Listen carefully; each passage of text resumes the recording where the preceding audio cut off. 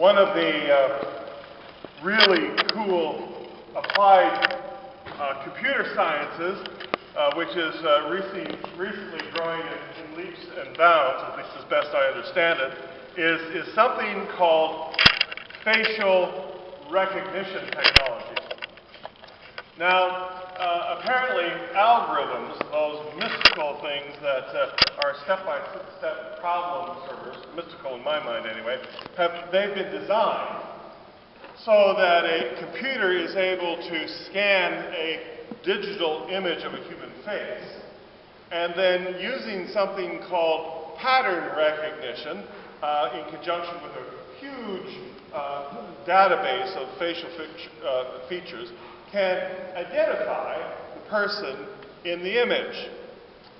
Facial landmarks, they're called, the peaks and valleys of eyes and nose and cheekbones and jawlines, and their relative position on your face, all together make this recognition technology possible, supposedly. If you have ever been, for example, at a casino or an airport, or some security-sensitive area like a government building or a transportation hub, chances are that you too have been a star on this facial recognition show. The word is, this computer technology is yet far from perfect. It has a way to go in order to become more reliable, completely reliable. But apparently that's not all that far off. Interesting, though, if you think about it just a little bit, this ability to recognize faces is something humans learn, almost innately learn, from a very, very early age. You wonder? Well, just watch an infant follow the face of its mother. Watch the same newborn's face illuminate with a smile when they see a sibling come close. Watch them get really cranky if a stranger shows up. Those strangers, though, it takes a while, but after a period, that recognition happens as well. And if you watch how the disciples in Mark's gospel narrative ever so slowly begin to recognize the face of God, you begin to understand what Paul was trying to say when he wrote these words. For it is the God who said, "Let light shine out of darkness," who has shone in our hearts to give the light of knowledge of the glory of God. Where? In the face of Jesus Christ. In the face of Jesus Christ. Mark absolutely loves to play with the disciples, with Jesus' disciples. In the gospel. Actually, Mark tends to make them out to be a pretty mean crew of dolts. Everybody around them gets who this Jesus is. The blind and the lame get who Jesus is. The sick and the suffering get who Jesus is. The authorities of the temple get who Jesus is. Even the demons he confronts and commands knows who this Jesus is. But the disciples throughout virtually the whole of the gospel are stumped. They recognize Moses and Elijah, the very law and prophet of the Hebrew religious experience, but they have yet to learn to recognize who this Jesus is. I suppose you could say their personal algorithm is flawed. Their internal programming of recognition is frozen in this regard. But, of course, you and I, as the readers of Mark, of this gospel, are supposed to get it. We are to see him and to react to him and then recognize who this Jesus is. We can recognize the face of Jesus because you and I have been let in on it. We've read the very first book, the very first verse of the gospel, haven't we? You remember how it goes. This is the very first verse. The beginning of the good news of Jesus Christ, the Son of God. Mark lets the secret out of the bag almost right away for the readers. We have been given a step up, a blatant clue. Mark makes sure that our algorithm has no bugs. Of course, the question that Mark wants us to ask ourselves, given this information, is what are you going to do with this knowledge? What are you going to do with this recognition? Mark has let us in on the secret of who this Jesus is. And the Transfiguration, what we celebrate this day, confirms it. Remember what the voice said. This is my Son, the beloved. Listen to him. Oh, yes, right. Jesus Christ, the Son of God. Yes, the one that was introduced to us in verse 1 of chapter 1.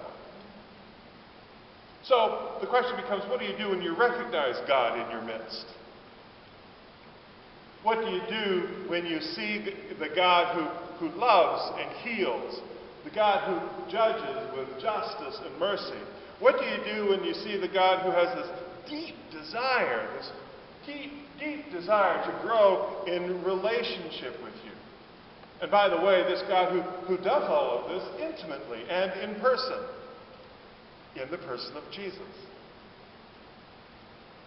Well, first off, it seems to me that there can be no such thing as a non-response. Mark has set us up too nicely for that.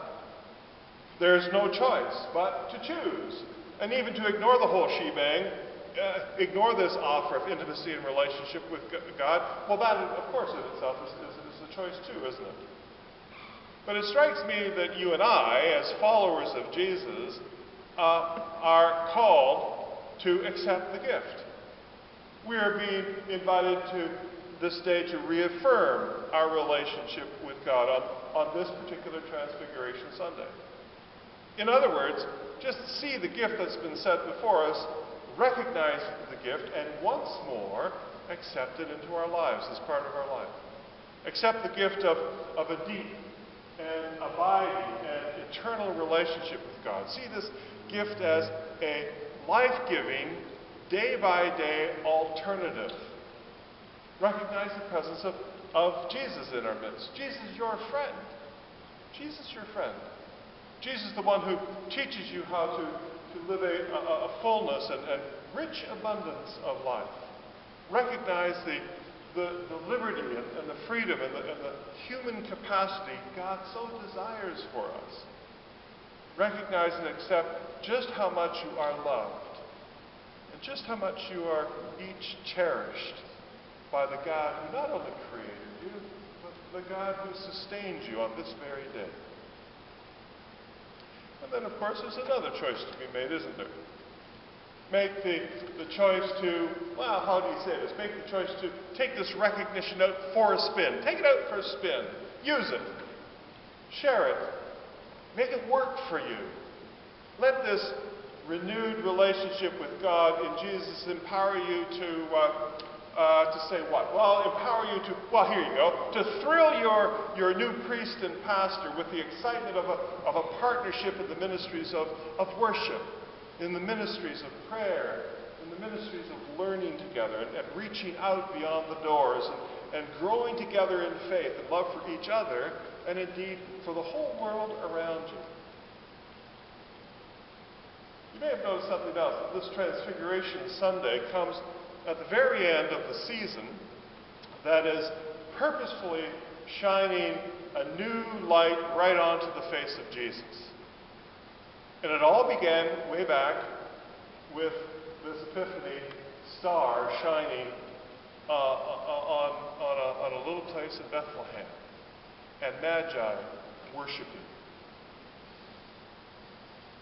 It now draws you into Lent by giving you a vision of the radiance of Jesus' presence right here in your midst. It's a vision that it's going to include a cross, you can be sure, but as well it includes a new understanding of what life is really about and just how fulfilling it can be. Mark is crafty. He has a purpose in writing this gospel and setting it up the way he has set you and I up.